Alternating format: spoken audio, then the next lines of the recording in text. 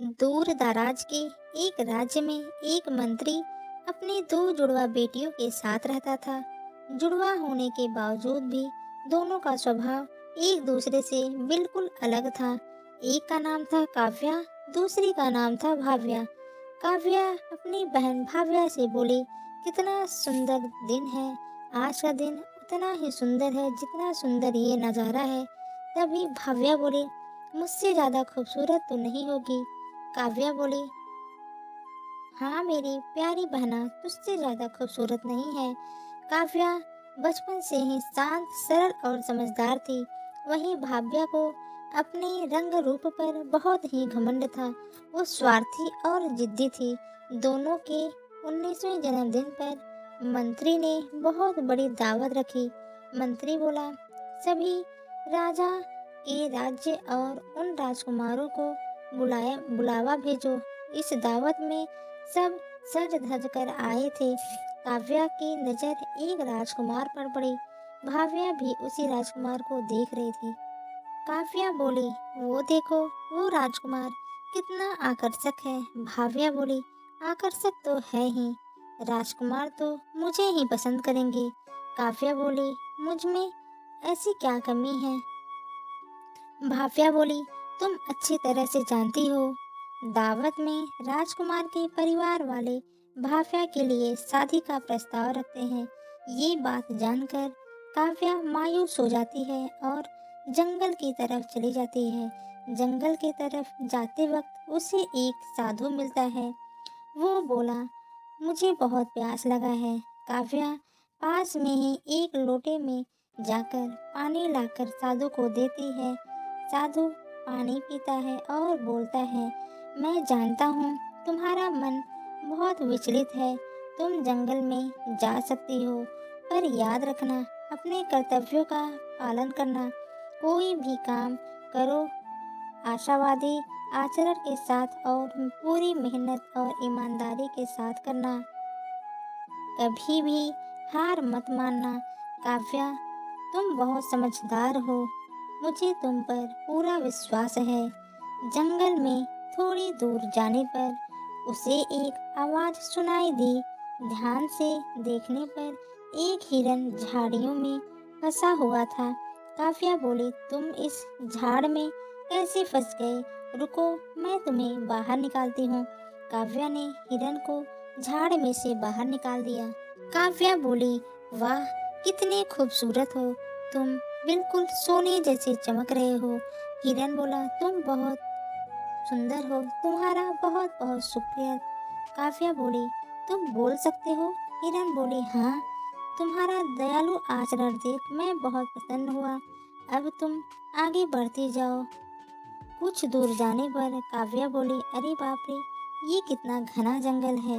आगे जाकर काव्या को एक चिड़िया मिली जो जाल में उलझी हुई थी। काव्या बोली, अरे ये तो इस जाल में कैसे फंस गई? रुको, मैं तुम्हें बाहर निकालती हूँ। फिर काव्या ने चिड़िया को बाहर निकाला। चिड़िया बोली, आपका बहुत बहुत धन्यवाद, आगे जाओ। काव्या बोली, तुम भी बोल सकती हो?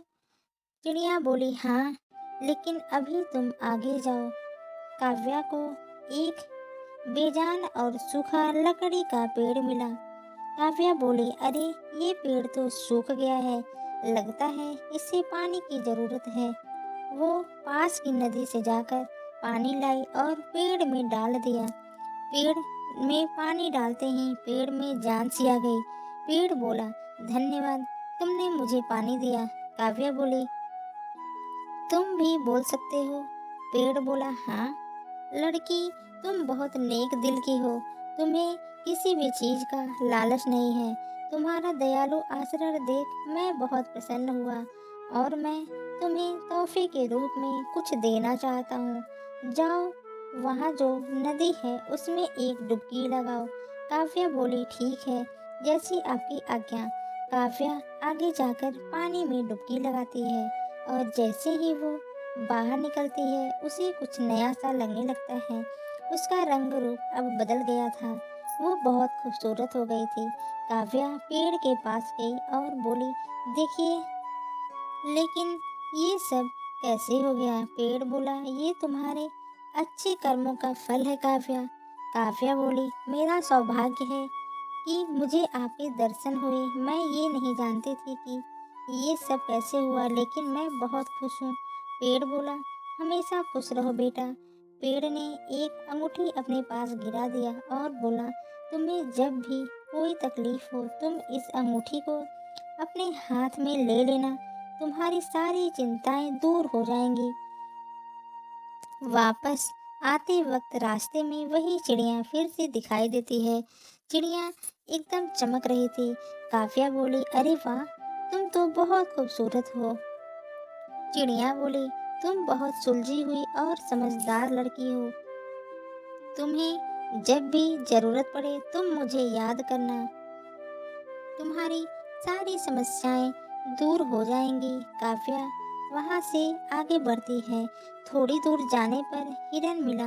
काव्या बोली, अरे तुम तो बिल्कुल ठीक हो गए हो। हिरन बोला, मैं स्वस्थ हूँ। तुम्हारी उदारता और दया से मेरा मन भर गया है। काव्या बोली, मैं तो बस अपने कर्तव्यों का पालन कर रही थी। हिरन बोली, तुम जब भी किसी मुसीबत में हो मुझे आवाज लगाना, मैं तुरंत तुम्हारी मदद के लिए आ जाऊंगा। काव्या खुशी खुशी जा रही थी। रास्ते में वो साधु मिले। साधु बोला, काव्या, तुम्हारे स्वभाव को देखकर उन्होंने तुम्हें ये उपहार दिया है जो जीवन भर तुम्हारे काम आएंगे। अब अपने घर जाओ, सब कुछ ठीक हो जाएगा। काव्या अपने घर वापस आ जाती है। भाव्या ने जैसे ही काव्या को देखा बोली, काव्या, तुम इतनी खूबसूरत कैसे हो गई और कहाँ चली गई थी? ये सब क्या है? काव्या ने बोला, एक साधु बाबा ने मुझे जंगल भेजा था। भाव्या के मन में लालच आ जाता है। वो सीधे जाकर साधु बाबा से मिलती है। साधु बाबा बोले, काव्या मायूस थी इसलिए उसका जंगल में जाना जरूरी था। तुम्हें ऐसी कोई परेशानी नहीं है? भाव्या बोली, नहीं, मैं भी जाना चाहती हूँ जंगल में। साधु बोला, ठीक है, तुम जाना चाहती हो तो जाओ, लेकिन याद रखना जो भी काम करोगी पूरी ईमानदारी से करना। भाव्या जंगल में चली जाती है। बिल्कुल काव्या की तरह उसे भी हिरन मिलता है। हिरन बोलता है, मेरी मदद करो, कोई मेरी मदद करो। भाव्या बोली, मैं यहाँ वक्त बर्बाद नहीं करूँगी, मुझे जल्द से जल्द खूबसूरत बनना है। वो उसे अनदेखा करके आगे बढ़ जाती है। आगे जाकर उसे चिड़िया मिलती है जो जाल में फंसी रहती है, पर वो उसे भी अनदेखा करती है।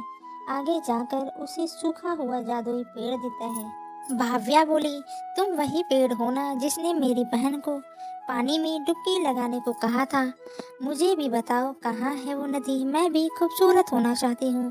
काव्या की बात सुनकर जादुई पेड़ अपने असली रूप में आ जाता है और बोलता है, खूबसूरत? भाव्या बोली, हाँ हाँ, मैं बहुत खूबसूरत बनना चाहती हूँ।